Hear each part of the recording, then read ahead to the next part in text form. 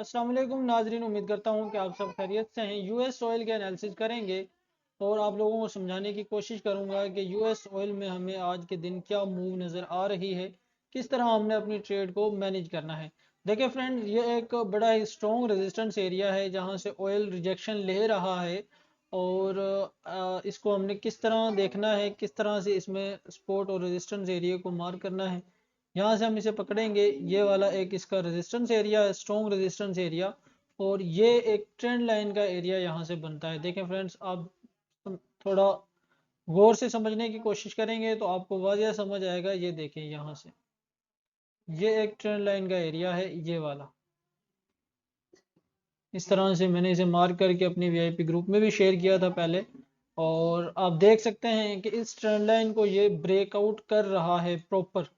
US oil इस trend line को breakout कर रहा है। ये एक रेजिस्टेंस एरिया है, यहाँ से आप देखेंगे, आप समझने की कोशिश करेंगे तो आपको समझ आएगा। ये देखें, ये एक ट्रेंड लाइन का एरिया था, मार्केट ने इसको मल्टीपल टाइम जो है रिजेक्शन ली यहाँ से और एक अप मूव शुरू किया।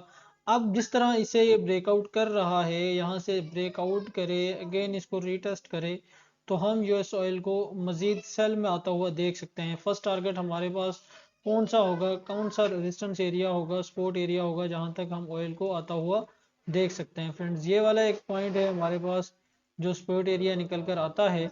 अगर मार्केट इसको भी ब्रेकआउट करे तो ये वाला एक पॉइंट हमारे पास बनता है, जहां तक हम आज ऑयल को आता हुआ देख सकते हैं सेलिंग में। ठीक है फ्रेंड्स, ये हमारे पास दो बेस्ट पॉइंट्स हैं जहां तक हम इनको सेल में यूएस ऑयल को आता हुआ देख सकते हैं। ठीक है फ्रेंड्स, देखें, ब्रेकआउट किया है इसको, बड़ी अच्छी बात है, लेकिन अगर रीटेस्ट करें तो हमारे लिए ज़्यादा कंफर्मेशन होगा। हम कहीं इस जगह का स्टॉप लॉस रखते हुए मार्केट को यहाँ तक आता हुआ देख सकते हैं।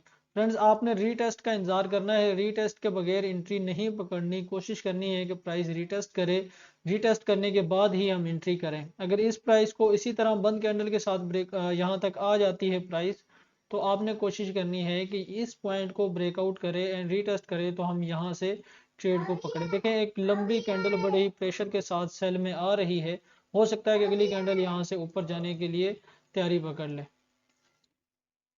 इसलिए आपने इंतजार करना है कि मार्केट इस पॉइंट से रिटेस्ट करे या इस पॉइंट से पुल बैक करे। पुल बैक के बाद ही हम एक सेल की एंट्री पकड़ सकें। बिल्कुल सिंपल से मैंने एनालिसिस किए हैं ताकि आप लोगों को समझ आ सकें। ये एक ट्रेंड लाइन का एरिया है, ये एक रेजिस्टेंस एरिया है, ये हमारे पास एक्सपोर्ट एरिया है, ये वाला हमारे पास एक्सपोर्ट एरिया निकल कर आता है।